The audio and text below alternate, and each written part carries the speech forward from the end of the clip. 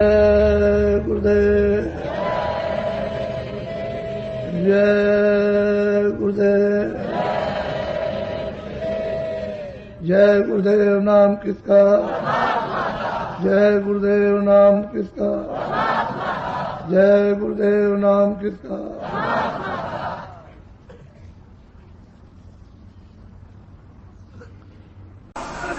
उस समय पर न कोई तपस्या करने के लिए भेजा गया था, सब तपस्वी थे, ज्ञान स्वरूप थे, बोध स्वरूप थे, सब कृतज्ञ थे, आदि से अंत तक सब जानते थे, सब त्रिकालदर्शी थे और सब मतलब ये कि भविष्य वक्ता, कोई मतलब ये ऐसे कार्य नहीं उसके लिए बंधे हुए थे कि जिससे उसके पास कोई गंदगी जमा हो या उसके पास कोई शुद्धि जमा हो।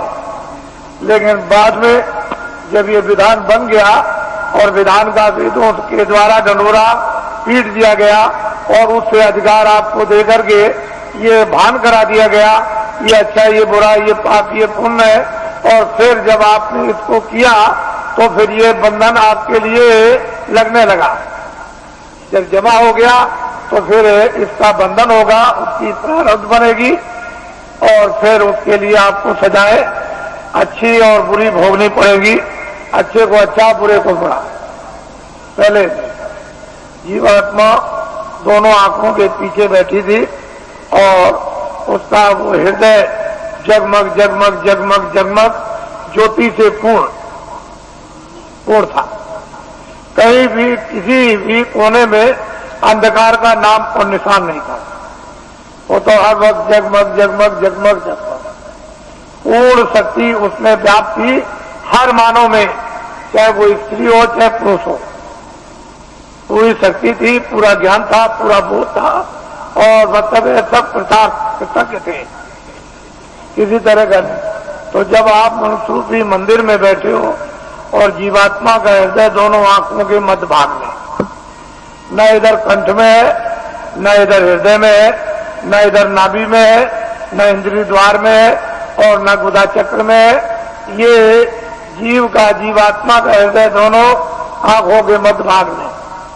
अब यहाँ जो बैठी हुई है तो उधर से जब कर्मों के आवरण में लाकर ढक दी गई, बंद कर दी गई आंख और कान, तो फिर अंधकार ऐसे छा गया जैसे बादल।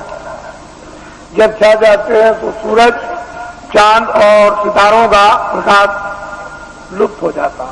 उसका मतलब यह है कि सूरज को चांद को सितारों ने बादल ने नहीं ढका, वो तो बादलों ने आपकी आंख को ढक लिया, इसलिए दिखाई नहीं देता।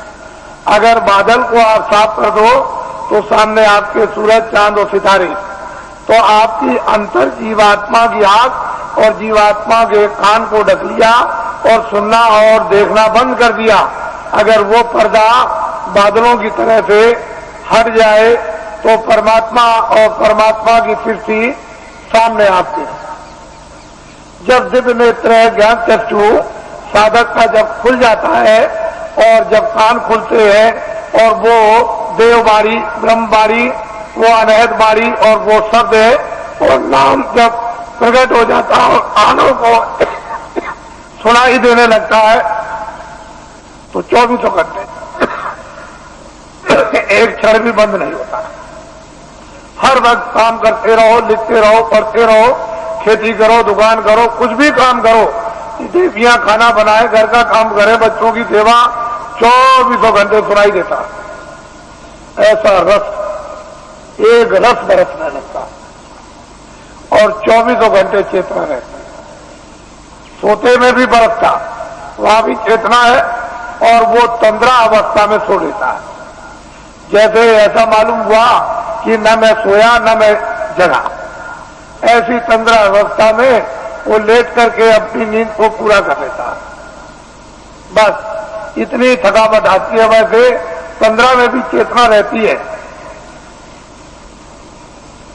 तो ये साधक के लिए कलयुग में उस प्रभु ने और महात्माओं ने दया करके सुलभ कर दिया और ये बताया है कि अब आपको कठिन साधन नहीं करना, कठिन ध्यान नहीं करना है, कठिन योग नहीं करना, कठिन नाम की कमाई नहीं करनी है और कठिन प्रभु का स्मरण नहीं करना, सहज करना। और सहज ही से तुम नाम पर सवार हो जाओ। नाम एक रेलगाड़ी, हवाई जहाज है और वो इतनी तेज रफ्तार से आता और जाता है कि इसकी कोई कल्पना लेखे जोखे में किसी तरह गणित में नहीं कर सकता। इतनी उसकी तेज रफ्तार है और बिजली का भी, समुद्र की लहरों का भी प्रमाण नहीं दिया सकता, इतनी तेज रफ्तार उसके आने जाने की है। ऐसी चीज निर्धारित अनाज काल से उस मालिक ने तैयार कर रखी है। लेकिन अब जब भेद मिल जाए, युक्ति मिल जाए और उस पर जीवात्माओं को सवार कर दिया जाए तो वो चेतन है। गुरुदेव जय गुरुदेव, जय गुरुदेव नाम किसका, जय गुरुदेव नाम किसका, जय गुरुदेव नाम किसका।